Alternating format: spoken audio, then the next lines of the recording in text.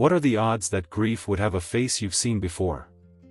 That the woman hitching a ride on a rural highway would be carrying not just a child, but a story with your name written all over it? The last thing I expected during my leave was a detour into the past. I was driving to visit friends in a quiet part of the country, no patients, no ORs, no sterile white walls. Just me, the road, and a half-warm thermos of coffee. The storm clouds behind me warned of an early autumn downpour, and the radio buzzed with static. That's when I saw her, standing at the edge of the road, one hand cradling her pregnant belly, the other clutching a canvas duffel bag. I pulled over. Not because I'm the Good Samaritan type. I pulled over because there was something painfully familiar in her posture. Something weary. Something proud. She hesitated before opening the door, and I caught my first real look at her. Tall, pale from the heat, freckles fading across her nose. She offered a cautious smile. "Just need to get as far as the town center," she said, breathless. Bus never showed. She barely made it into the seat before she winced, discomfort or memory, I couldn't tell. We drove in silence at first. Then, small talk. She said her name was Emily. That she was heading back from visiting her late husband's parents. He'd died overseas 6 months ago, military. That her baby girl was due in 2 months. Then she said his name. And my hands nearly slipped from the wheel. James. We were boys once, reckless and inseparable, back when war was still a concept, not a shadow hanging over every room. He was my first friend in the academy. We served together in the same unit. And I hadn't heard his name spoken aloud in 5 years. "I'm sorry," I said, throat thick. "James, he was a good man." Her eyes flicked to mine. "You knew him?" "I more than knew him." We didn't speak much more after that. I dropped her off at the edge of the bus terminal. She thanked me and limped away, carrying more than one kind of weight. But I didn't drive off. I sat there for a long time, staring at nothing, until the sky cracked open and rain lashed against the windshield. I ended up at the cemetery that evening, my hand tracing the name on the stone as though it might feel warm from the sun. James F. Whitmore. Husband. Son. Soldier. Friend. Back at home, I couldn't shake her from my mind. When I saw her again 2 weeks later, on my street this time, walking slowly with groceries and a cane, I didn't hesitate. Her apartment had no heat. The roof, she said, was still leaking from the last hurricane.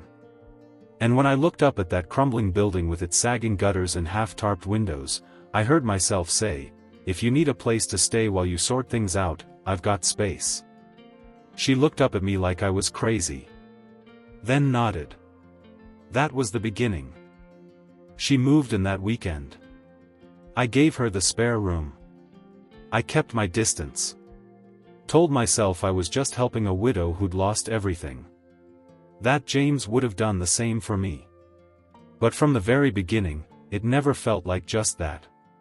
Living with someone grieving is like learning a new language, one made up of silences, half-smiles, and things left unsaid. Emily didn't talk much the first week she stayed with me. She unpacked slowly, moving like her body still didn't belong entirely to her. She refused help with everything. Said she didn't want to impose. I watched her fold baby clothes in the spare room, James' daughter's clothes, and it felt like I was watching a memory come alive and walk around my house. I set up a doctor's appointment for her at the military clinic downtown, pulled a few strings. They ran the usual panels and booked her in for an ultrasound. "You didn't have to do that," she said when I handed her the referral. "I know," I replied. "But I wanted to." We didn't talk about James. Not directly. But he was everywhere. In the way she glanced at the military medals on my shelf. In the photos of us from deployment, some of which I quietly took down. In the strange, coincidental things that kept happening. The first one was the blue baby blanket. She found it in my linen closet, neatly folded, hand-stitched, initials embroidered in one corner, JW. It was from a care package James' mom had sent me during one of our tours, thinking I'd had a child. I never returned it. Emily stared at it for a long time, then whispered, his mother had the same one. Another time, she caught me humming a lullaby under my breath, something James used to sing after a few drinks. She turned her head slowly. He used to hum that when he couldn't sleep. Neither of us believed in signs, but they were everywhere. And we stopped pretending not to notice. She started baking in the evenings, as if keeping her hands busy could anchor her thoughts. I fixed the door hinge that stuck. She offered to cook dinner in return. We moved like two planets orbiting a shared memory. And through all of it, the baby kept growing. So did something else, something I didn't know how to name. I helped her file paperwork for military benefits. Called in a few favors to get her priority for support services. The roof of her apartment had finally caved in from storm damage, and the landlord had stopped answering her calls. I told her she could stay as long as she needed. She never said thank you. Not because she was ungrateful, but because thank you was too small for what we both knew was happening. One evening, I came home late from the hospital to find the kitchen warm with the smell of cinnamon. She was sitting at the table, sorting receipts and half laughing as she told me she'd taken on some online freelance work, designing flyers, writing short product blurbs. I figured it's time I started pulling my weight, she said. You already are, I told her. A week later, we got the ultrasound results. 2 heartbeats, the technician said, grinning. Congratulations, Mom. You're having twin girls. Emily's hand found mine before I even realized she'd reached for it. And in that tiny, sterile room, something broke open in both of us. 2 daughters. His daughters. And suddenly, this wasn't just her story anymore. It was mine too. It started with a phone call and ended with a birth in the forest. But I'm getting ahead of myself. After the twins' announcement, something shifted between us. It wasn't romantic, not yet, but it was intimate in a way I hadn't experienced since the war. That kind of silent understanding. Shared responsibility. A closeness built not on what we wanted, but what we both had lost. I started picking up extra shifts, putting money aside. I told myself it was for the girls. For Emily. For James, really, because what kind of friend lets his comrade's child grow up wanting? At night, I'd fall asleep to the sound of her humming lullabies through the paper-thin wall. Some days, I caught myself standing outside the door, just listening. She called me from the apartment one Tuesday morning. The storm had come through hard the night before, hurricane winds, flooding streets, downed power lines. Her voice was shaking. The roof, it's gone. It caved in completely. She was crying, but trying not to. I don't know where else to go. You're already home, I told her. She moved in fully after that. Not just clothes in drawers and prenatal vitamins on the bathroom shelf. But toothbrushes side by side. A jar of peanut butter with her name sharpened on the lid. A pair of her sandals left at the door. That same week, I brought over some old gym equipment to the family James had been fostering before deployment, a group home with 4 kids, one of whom had lost a leg to a farming accident. James used to send them letters from overseas, even birthday money when he could spare it. I figured it was my turn. The teen, Nate, was starting rehab. Emily and I began taking him to appointments when his foster parents couldn't. We became something. Not a couple. Not quite a family. But a team. One night, while cleaning the kitchen, Emily said softly, "They keep kicking." I looked up from the dishes. They only kick when you're home. Of course, happiness invites conflict like sugar draws ants. She arrived in a beige trench coat and a smirk I recognized instantly. My ex-wife. Marissa had heard, somehow, about Emily. About the twins. She dropped in to talk, but her real agenda was clearer than ever. It started with backhanded compliments. Escalated to insinuations about replacing James too soon. Ended with Emily silently excusing herself and leaving. She didn't return that night. Didn't return the next morning. I found her car at the trailhead to a local hiking path, one James had loved. I followed the muddy path, panic building with every step. She was there. On the ground. In labor. Alone. I wrapped my coat around her, dialed emergency services, but the reception was garbage. She was shaking, already mid-contraction. "There's no time," she gasped. "They're coming now." So I did what no surgeon ever wants to do without equipment, support, or sterilization. I delivered 2 premature baby girls on a forest floor, using an emergency kit from the trunk of my car and prayers I didn't know I still remembered. When the paramedics finally arrived, one of the girls was already wrapped in my shirt, the other cradled in Emily's arms. I sat on the ambulance steps afterward, blood on my hands, heart pounding. I'd never been so scared. Or so certain. They were ours now. Hospitals are supposed to be places of fear and healing. But this time, for me, it felt like a beginning. The girls were healthy. Small, yes, but strong. One had a birthmark shaped like a comma above her right eyebrow. The other wailed so loudly when they bathed her that the nurse called her a future opera singer. Emily smiled for the first time in days, exhausted but radiant, her hair stuck to her face, her hands trembling as she held both girls. She didn't cry until they were asleep. "I thought I'd be alone," she whispered. "You're not." We didn't talk about the forest. About how she'd left after Marissa's ambush. We didn't talk about what it meant that I had found her, or what it cost her to call out for help. We didn't need to. Back home, I set up bassinets in the bedroom across from mine. I bought blackout curtains and diaper warmers. I learned to sterilize bottles in the middle of the night and how to tell their cries apart by pitch and breath. Emily's recovery was slow but steady. She moved like someone who had died and come back, because in a way, she had. One night, while changing the babies, I found her standing in the hallway, watching me with a strange look on her face. "You do it like you've done this before," she said.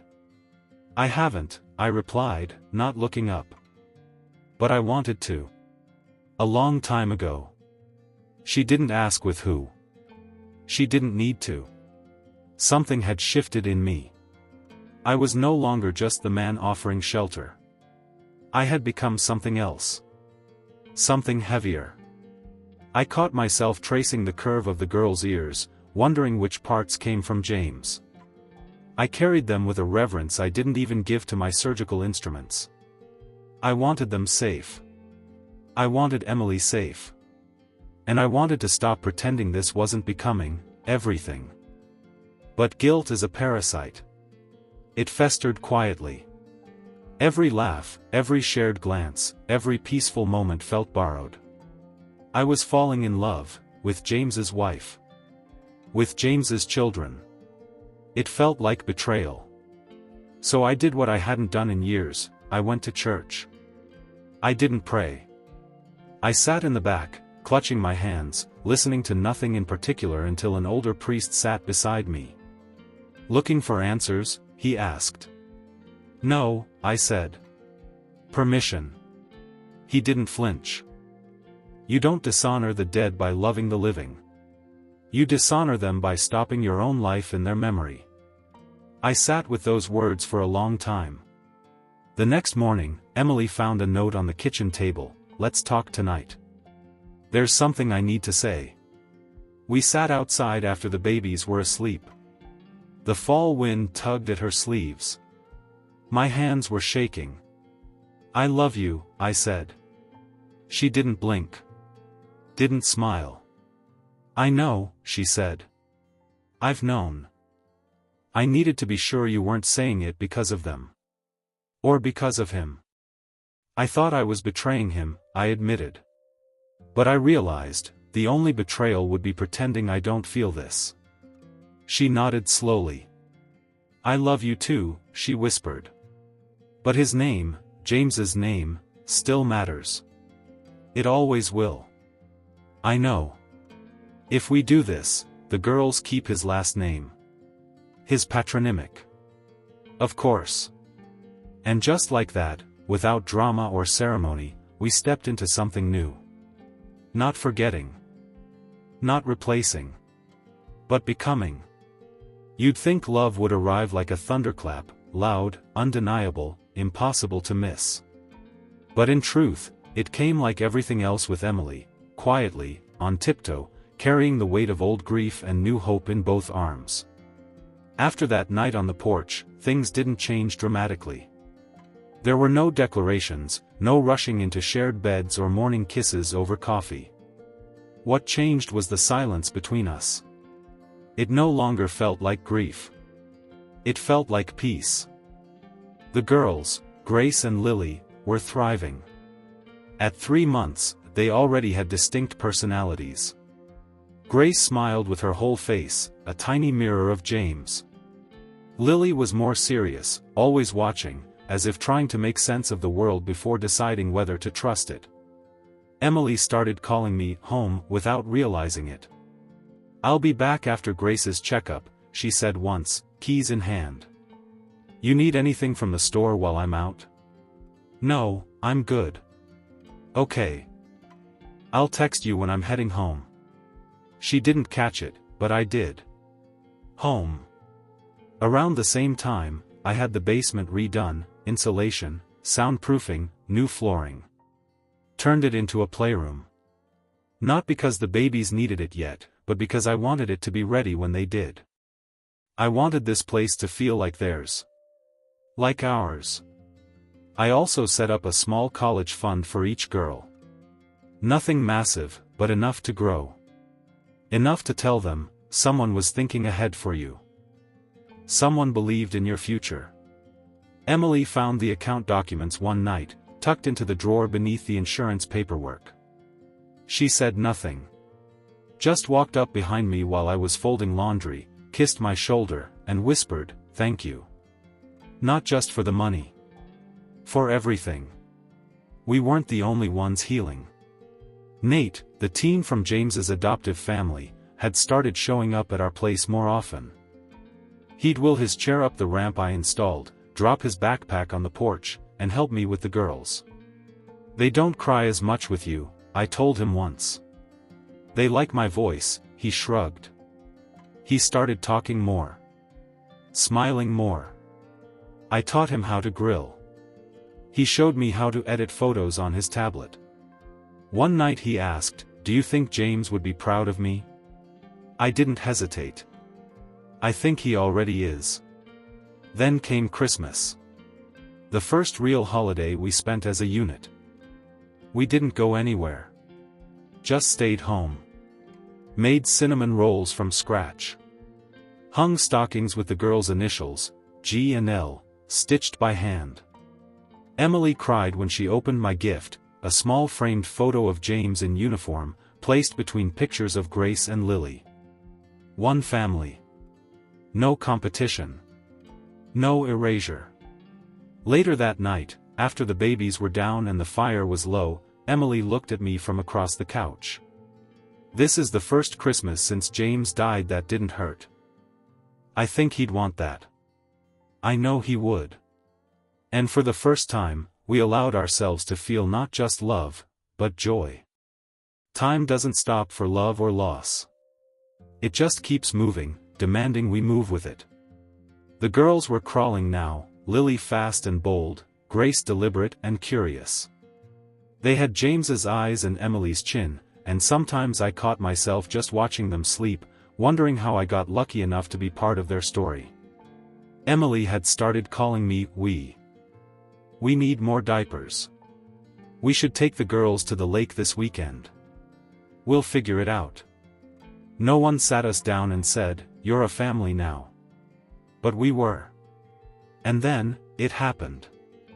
A quiet moment. A test taken more out of instinct than suspicion. She didn't even tell me until the second line appeared. "I'm pregnant," she whispered, holding the test with a stunned look on her face. I didn't think it would happen so soon. Neither of us spoke for a long moment. Then I took the test from her shaking hand, set it on the bathroom counter, and pulled her into me. "I didn't think I could be this happy again," she said against my chest. The girls were barely one when we sat them down and told them the truth, not in full, of course, but in a language even babies could feel. We framed James's photo and placed it where they could always see it. Emily began to say his name again, out loud, like a lullaby woven into daily life. "This was your daddy," she'd say, pointing gently. "And this is your papa," she'd add, smiling at me. Both truths. No confusion. Just honesty wrapped in love. I never asked her to erase James. I never wanted her to. He was part of them, of her, of us. The pregnancy was smooth, but quieter this time. No fear. No hurricanes. Just steady hands and strong hearts. We didn't need to rush to a courthouse or throw a big celebration. What we had was already sacred. But still, we made it official. We signed papers. Updated birth certificates. My name added as guardian.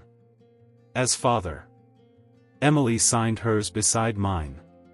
The girls would always carry James's name, but they also carried something else now, an understanding of what family really meant.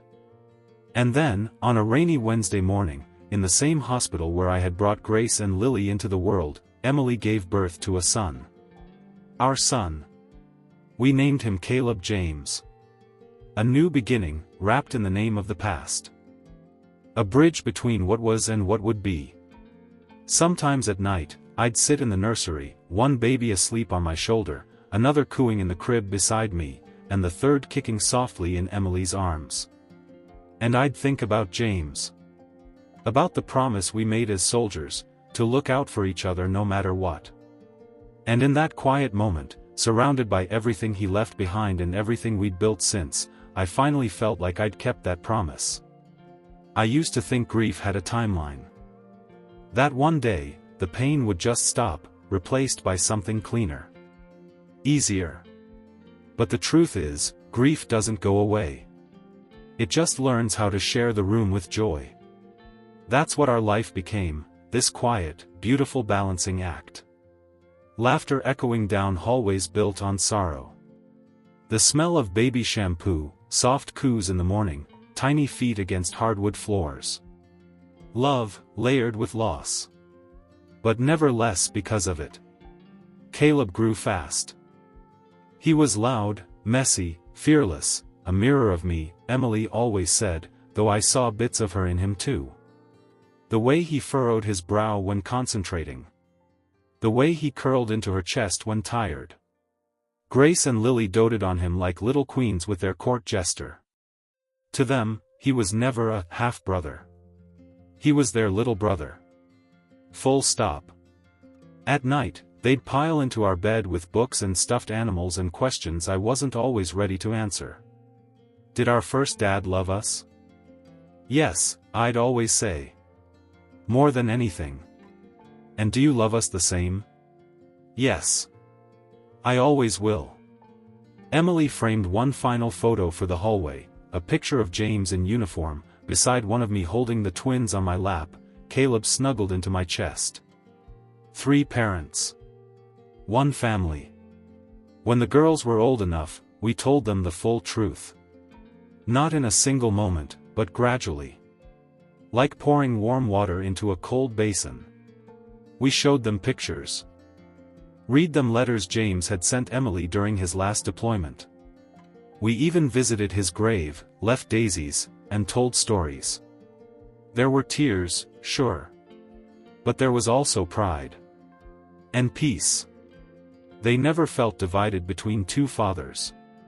They felt doubly loved. Sometimes I wonder what James would think if he could see us now. If he'd judge me. If he'd be proud. But then I remember how he lived. How fiercely he protected the people he loved. How he once said, after a near miss on patrol, "If anything happens to me, promise you'll take care of what matters." I think he knew. I think he trusted me long before I trusted myself. I still wear his dog tags in my drawer. Not as a symbol of guilt, but of gratitude. Because James didn't just give me memories. He gave me them.